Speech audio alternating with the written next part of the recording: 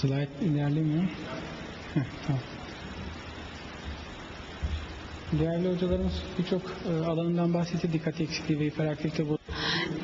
ADHD is characterized by many disorders in various fields, but it's not that known, or it doesn't have its very well-deserved status amongst all other pathologies or disorders. And the ADHD continues up to 50% in the adulthood as well. I mean, with this disorder, people grow, and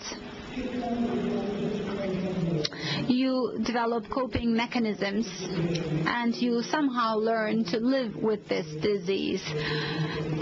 I mean, adult ADHD.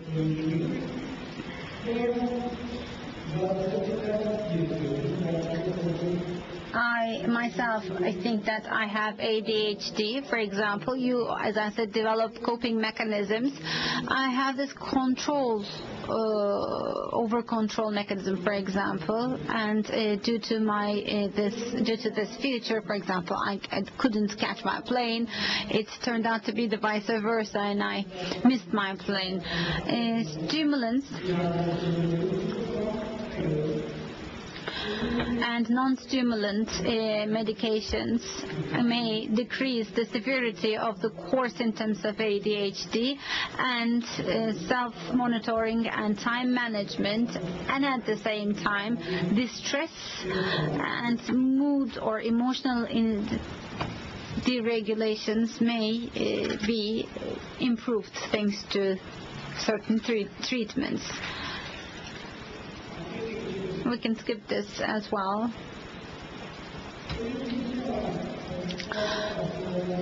And there is another slide. Those with regards to certain functions, and you can focus on those functional sides of the activities, or you can opt for dialectic behavioral therapy. Dialectic behavior therapy is with regards to those ADHD patients with problems with regards to impulsiveness or interpersonal functionality or mood stabilization. And we do have another treatment option, that is mindfulness meditation. If there is a problem with regards to focusing, concentration, or difficulty in calming, or easily distressing, we can use this, especially in depression patients. It's not like in ADHD, but those in depression might have certain problems in managing their own concentration, their own attention. So mindfulness meditation is a helpful tool to manage the attention and to focus on the existing time now. So it's a very, very effective tool, effective method.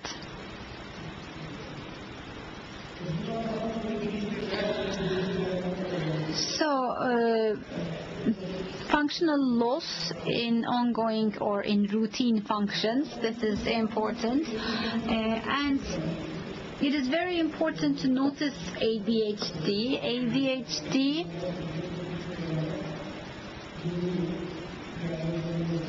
is a common disorder, and in ADHD people we do see major depressive disorder, anxiety disorders, and drug use disorders. But on the other hand, resistant depressive patients do have noticeably ADHD problem as well. So this is very important. It's very important to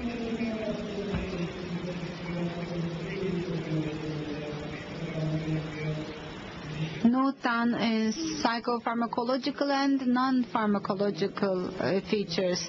And when you start with these non-pharmacological options, you also see that there is improvement, especially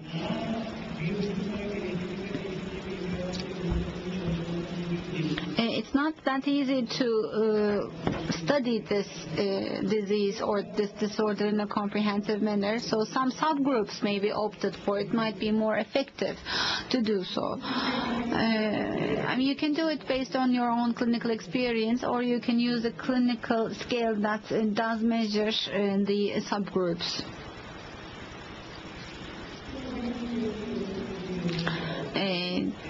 I just skipped these because I already said this. So, and behavioral therapists know this very well. We're kind of lucky because we do have good guidelines with proven efficacy. By the way, what I'm trying to say is that these are 100% curative treatments, but they are curative. And when you stick with these guidelines, and if your patient does adhere with that, then you have good results. And there are different guidelines, and they are both, they're all efficacious. What about cognitive behavioral therapies?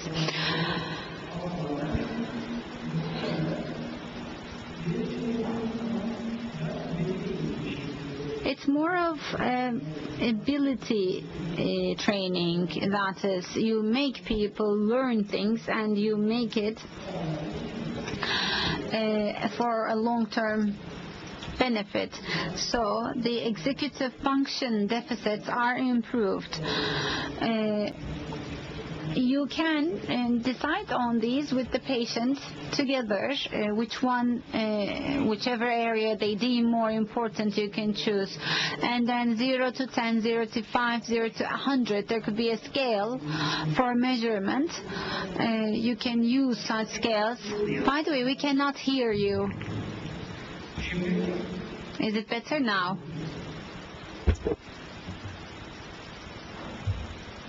Peki özgü becerileri? So what about self-abilities? You can come up with a timeline, you can come up with a time-bound plan for these executive functions of the individual. You should be able to show this to the patient. First of all, you have to show the patient that you made him acquire this ability, and then that he can use this ability to improve this particular area in his life. And you can divide into small pieces those areas those challenging areas into manageable smaller pieces.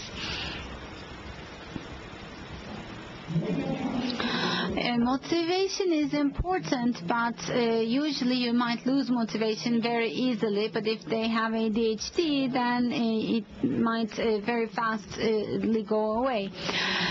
So it's very useful to make motivation always on top, and reward can be used. Rewarding mechanism is very important. You can also define rewarding mechanism together with the patient. Sometimes patients might give you hints about that.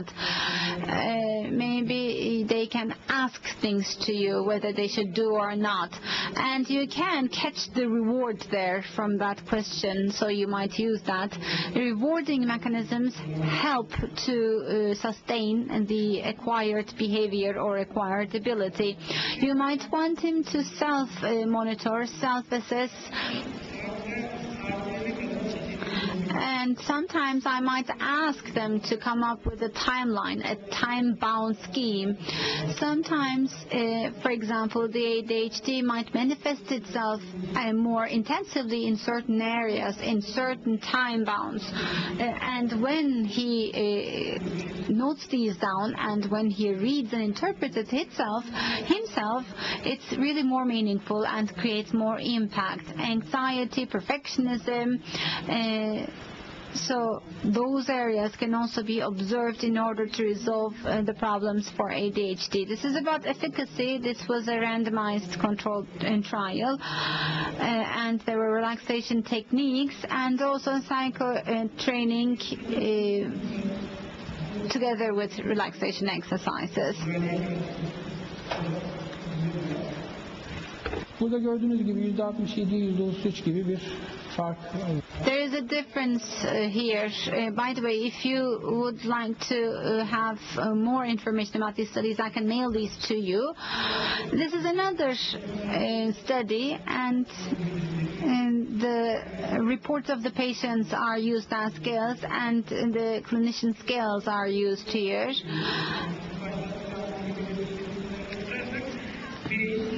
So the individuals doing homework, this is the most important indicator to response to treatment.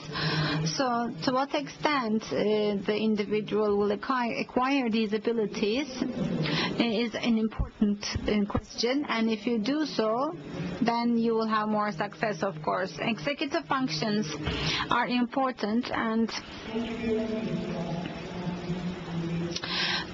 cognitive behavior therapy might last 12 to 15 sessions. It could be an individual psychotherapy, or it could be a group therapy. Again, you should always stick by the guidelines. It's very facilitating in our job. These are the advantages of group therapy, and these dynamics, the dynamics of group therapy might help us, but then again, if you opt for an individual psychotherapy, you can go for a more tailored treatment.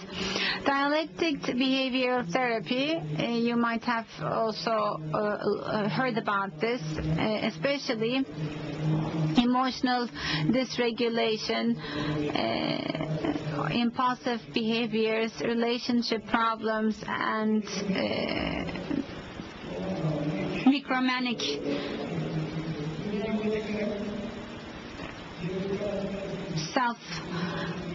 self-concept are the situations where this behavioral therapy may help. But we have limited evidence. It's not that positive, the evidence, but in terms of borderline and personality treatment, again, dialectic behavioral therapy has the success rate of 30-35%. So this is the case.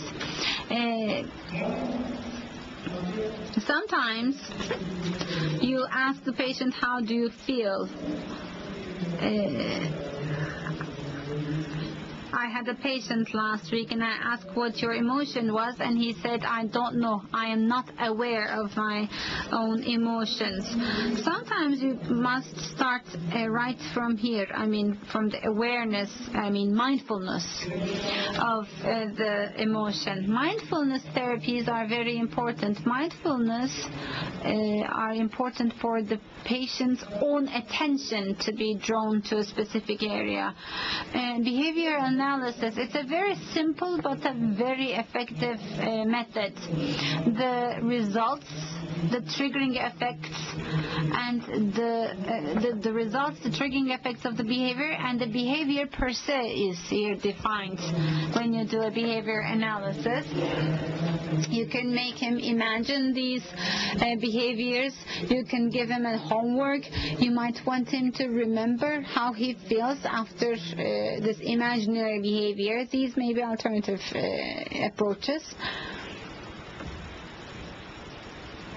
Substance use disorders, SUD, very commonly associates with this problem. If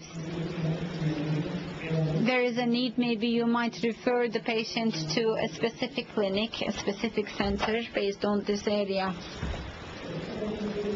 As I said before, there are certain studies with regards to this, but the evidences are not at a deserved place. I might also send these to you. This is another psychotherapy method, mindfulness, that is used. Mindfulness-based cognitive behavior therapy. There is efficacy, but it's not significant. It's not clinically, statistically meaningful. But you can use in terms of attention management or associated depression, and these might be effective. So, in the survival, in the treatment of adult ADHD, pharmacotherapy is suggested rather than psychotherapies as the first line of treatment, and if there are problems with regards to some executive functions, then maybe non-pharmacological interventions can be also made. Thank you very much.